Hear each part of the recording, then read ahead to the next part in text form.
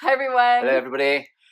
Hope you had a lovely Thanksgiving if you were celebrating yesterday. Yes, I hope you did. So today, I was going to take this opportunity to talk about soccer.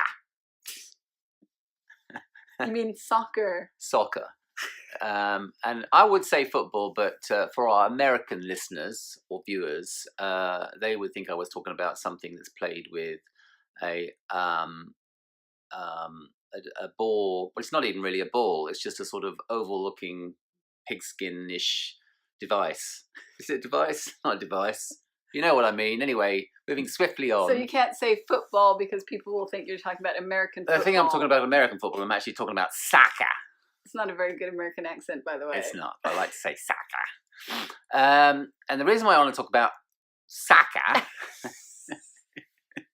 is the English football team have been doing very well of late. Yes, I know you've been very happy. And I have been listening to all the pundits, and there's a couple of podcasts I listen to. Which are phone-ins, which are really fun to listen to. I think they're radio shows that have been distilled into podcasts, and there is a phone-in element to it. But it's been really interesting for me because I have been fortunate enough to attend and be a part of and actually co-facilitate some corporate trainings. And a theme that often comes up is the world of sports as being an environment where the need to embrace new cutting edge how would I describe this? Cutting edge technology? Are you going to come back? The words just won't come out today. Was that some kind of maneuver? It was. I was trying to flush it out. Cutting edge. What would I say? What is the word I'm looking for? Talking about technology? No, I'm not talking about technology. Discriminators. Bias? What do I mean? You're talking about new ideas? New ideas. Cutting edge ideas? I want to be more articulate than that. But I guess I can't be. I'll say cutting edge ideas. The world of sports is definitely an arena where they're always looking for a way to get a cutting edge. Yes. That took a lot to get that out. It must be all the celery juice you're drinking. It must be. So they're always willing to try new things. And what's kind of cool about kind of that idea is that when you look at it through the lens of corporate culture, and you can see how the world of sports has kind of jumped from one thing to another to get get a competitive advantage and find some new kind of discriminator. The differentiator. A differentiator. That's what I was looking for. That's the word. The differentiator. The world of sports has embraced all kinds of new wonderful differentiators, like, for argument's sake, I guess in the old days, and I've heard this time and time again, I've always wanted to relate it back to soccer, but I couldn't because of most of the corporate trainings I've been involved in have been in America and they wouldn't understand. So I'm not so familiar with basketball and baseball, etc., but I've heard it said that baseball, for argument's sake, and they still don't look the fittest of individuals. You could still see someone hit a home run, have a bit of a pork belly. But in the old days, there was this sort of, initially there was really not a great deal of stores set in actually need to being, physical fitness wasn't actually wasn't that important. And then, they realized that physical fitness, and I won't go through the long list, but it's like physical fitness was a differentiator at one point, diet was a differentiator at one point, and then psychology is a differentiator at one point, and now the differentiator, it seems, is to have fun.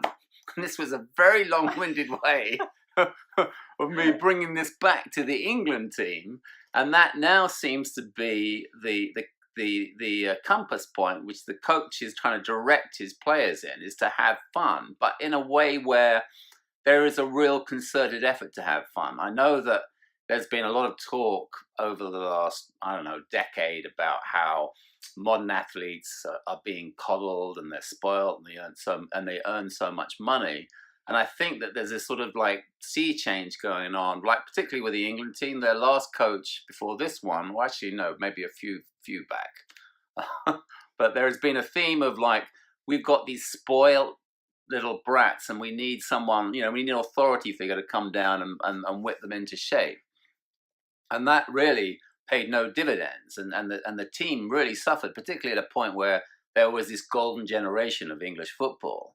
And now we have a generation of players who maybe, on paper are not as good as this golden generation, but they're performing a lot better. And they're performing a lot better because one of two things. I think the coach has really invested in youth and sees that a youthful player has less going on his head, there's less fear, plays with less fear, so there's a lot less thinking. And then two, he's created this culture of fun. So there's like, he talks about the English setup being kind of like a youth club. So every time he walks down a corridor, he hears players laughing. There's just a sort of general atmosphere of joy, which really harks back to this sort of being a general atmosphere of well-being.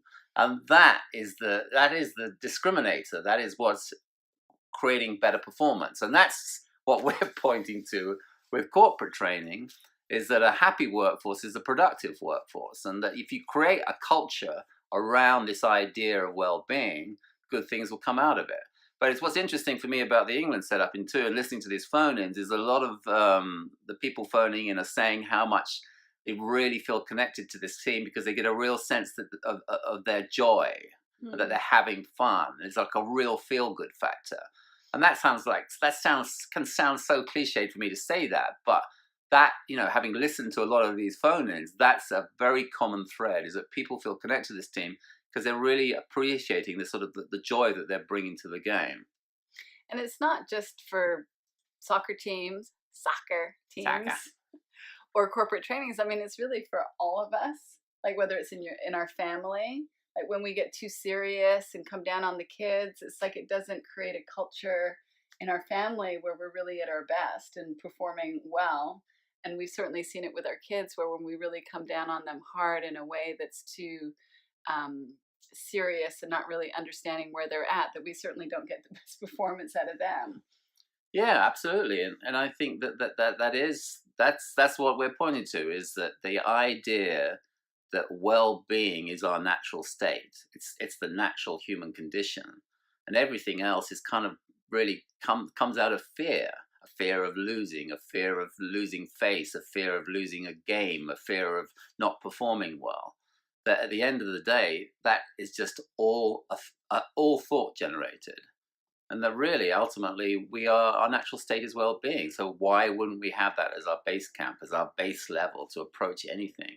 And to see that we're at our best when we're there, like to see that we're at our best when we're having fun and when we're lighthearted and when we don't have a lot on our mind, rather than thinking in order to get productive or to win games that we have to get serious.